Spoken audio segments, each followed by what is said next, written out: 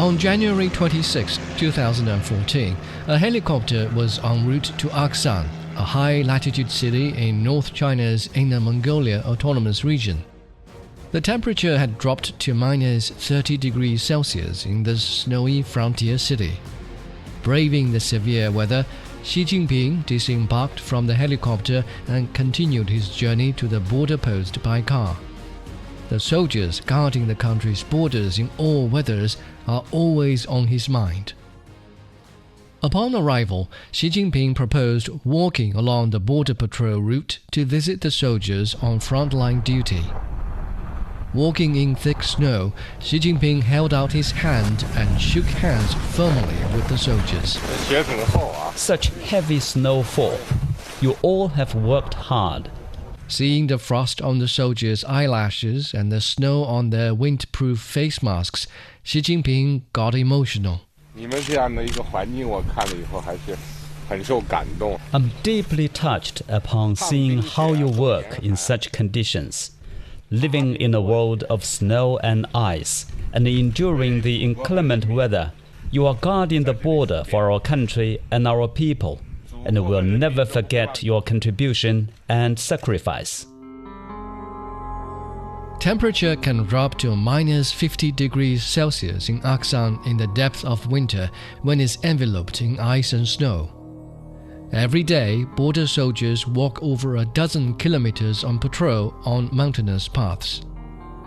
Xi Jinping continued with his inspection tour to a hilltop lookout post. In the bitter cutting wind, Xi Jinping hiked up the steep steps to the post over 1,000 meters above the sea level. He signed his name on the duty lock and said to the sentry, "Today, I stand guard beside you." A strong country must have a strong military. Only then can the security of the nation be guaranteed, Xi Jinping said. Only by modernizing national defense and the military can national sovereignty, security, and development interests be better defended. China has 22,000 kilometers of land border, 18,000 kilometers of continental coastline, and an island coastline measuring 14,000 kilometers. Since 2012, China has constructed over 30,000 kilometers of border and coastline defense patrol roads and hundreds of wharves, helipads, and watchtowers. Additionally, continuous improvements have been made to the monitoring network for border and coastal defense. Being able to fight and win battles is the mission and responsibility of the military, Xi Jinping said. Since assuming the role as chairman of the Central Military Commission, Xi Jinping has boarded warships, tanks, and fighter jets, observed live drills, and engaged in discussions with frontline officers and soldiers. He said that elevating the People's Army to world-class standard is a strategic task for building a modern socialist country.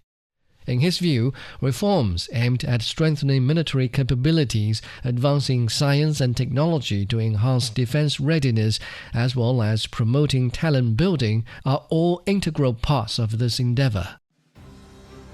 Xi Jinping expected China's military to take solid steps toward becoming a strong army. Throughout the years, the Chinese military has intensified training to improve combat capabilities, developed joint operations command systems, and carried out various realistic combat training exercises. Meanwhile, China has also leveraged strengths and resources across all dimensions to elevate the innovation capacity and proficiency in national defense science and technology. Xi Jinping said, "Only those who are capable of fighting can stop a fight, and only by being prepared for war can we avoid it. The less capable we are, the more likely we are to be attacked. Such are the dialectics of war and peace. As such, China will always adhere to building a prosperous country defended by a strong military." The Chinese people love peace. We will never seek aggression or expansion, but we have the confidence to defeat all invasions. We will never allow any people, organization, or political party to split any part of Chinese territory from the country at any time, in any form. 谁都不要指望我们会吞下损害我国主权、安全。 No one should expect us to swallow bitter fruit that is harmful to our sovereignty, security, or development interests. The Chinese military not only guards national borders, but are also the first to arrive at the front lines for disaster relief. On April 20th, 2013, a 7.0 magnitude earthquake struck Lushan County in southwest China's Sichuan province, causing buildings to collapse, blocking roads to the disaster area and cutting off communications. The extent of the casualties was unclear. Xi Jinping issued critical directives in the immediate aftermath, mobilizing the military and armed police to promptly initiate rescue and relief operations. He said, "The disaster situation demands immediate action. Disaster relief forces should think of it as a combat situation and fight to win. We must spare no efforts to rescue people in distress, treat the wounded, and prevent secondary disasters." Less than 2 hours after the earthquake struck, over 4,000 soldiers and armed police officers had already reached the front lines for rescue operations. At a military airport in Sichuan, helicopters were taking off and landing one after another. Air Force officer Ma Xiaodong, who was involved in the rescue efforts, said that the military transport and rescue teams were racing against time to transfer injured residents and medical personnel and to deliver disaster relief supplies such as folding beds, generators, and water purification vehicles. They couldn't afford to rest at all. The planes took off immediately after they landed. They needed to bring over the medical team to other disaster-stricken areas like Baoxing. In times of major natural disasters like earthquakes or floods, Xi Jinping always gives immediate directives and mobilizes all available resources to safeguard the lives and property of the people. In the face of disaster, his number one concern has always been put people and their lives first. In the most severe and dangerous situations, it is always the People's Army that rushes to the forefront. Xi Jinping says that at any time and under any circumstances, Chinese military must be ready to protect the people. 人民军队始终和人民同呼吸、共命运、心连心。 The People's Army breathes the same air as the people, shares the same future with them, and stays truly connected to them. Wherever there are threats or dangers, you will find the People's Army on the front lines. In times of peace, Chinese soldiers have consistently stepped forward during critical moments like earthquake and floods to safeguard people's lives and property. Xi Jinping says that as long as the military and the people work closely in collaboration, China can overcome any difficulty and defeat any enemy. 全军要坚持把人民放在心中。 The Chinese military should keep in mind the sacred duty of fighting for the people 坚决保卫人民和平劳动。 and also protecting people's peaceful lives.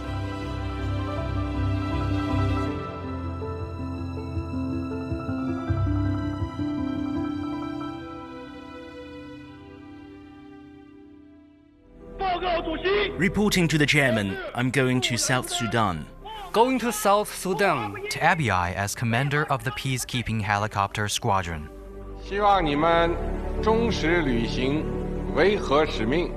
I hope you faithfully carry out your peacekeeping missions, contribute more to maintaining world peace, and demonstrate the good image of the Chinese military to the world. In January 2022, Xi Jinping visited the Central Theater Command, where he received briefings from peacekeeping infantry battalions, engineers, medical teams, and helicopter squadrons. In 1990, the Chinese military officially joined United Nations peacekeeping operations. Over the past 3 decades, China has deployed about 50,000 peacekeepers to more than 20 UN peacekeeping missions. These blue helmets from China have built roads and bridges, cleared mines and explosives, and mitigated conflicts. They have operated in high-risk areas worldwide and become a steadfast force for world peace. But unfortunately, more than a dozen Chinese peacekeepers have lost their lives for the cause of world peace. When Xi Jinping addressed the UN Leaders Summit on Peacekeeping in New York in 2015, he said, "It was for the purpose of peace that the UN peacekeeping operations came into being. Now, as an important means of upholding world peace and security, the peacekeeping operations bring confidence to the conflict areas and hope to the local people." Our Chinese parents are here. Children's laughter filled the air at the international SOS Children's Village in Bukavu, Democratic Republic of the Congo.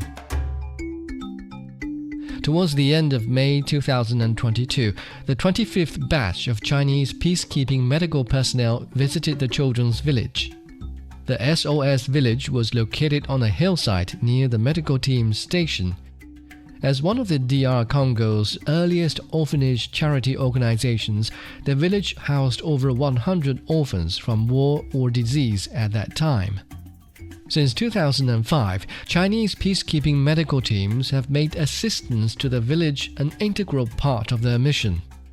They brought food and textbooks to the children, played games with them, and provided complimentary medical care. The children in the village affectionately called these Chinese soldiers Dad and Mom. Xin Wen-rong, former head of the medical team, said, The officers and soldiers stationed here have rotated time after time, but our care and concern for the children have never wavered.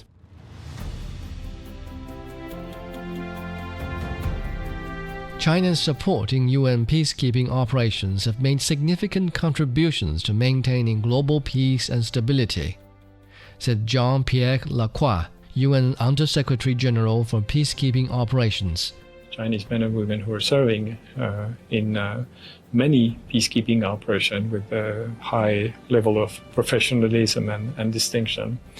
But what we also appreciate is the support by China to many initiatives aimed at improving the effectiveness of peacekeeping, and China has been pioneering a Security Council resolution on that topic and is leading a so-called Group of Friends of Safety and Security of Peacekeepers. Till now, China has been the largest contributor of peacekeepers among the permanent members of the UN Security Council, and is the only country in the world to enshrine peaceful development in its constitution. Xi Jinping says, China is always a builder of world peace, a contributor to global development, and a defender of international order. The Chinese military is always a staunch defender of world peace.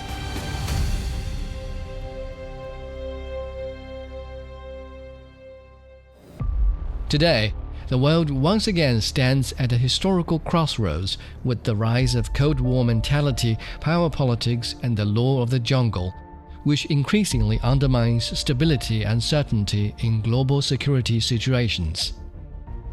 The world is not at peace, and peace needs to be defended, Xi Jinping said. Enjoying peace is a blessing for the people, and defending peace is the responsibility of the People's Army.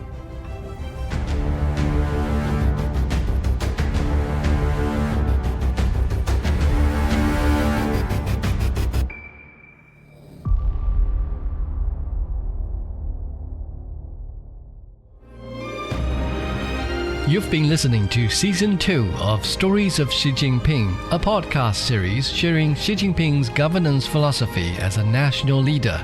Join us on all major podcast platforms by searching for Stories of Xi Jinping.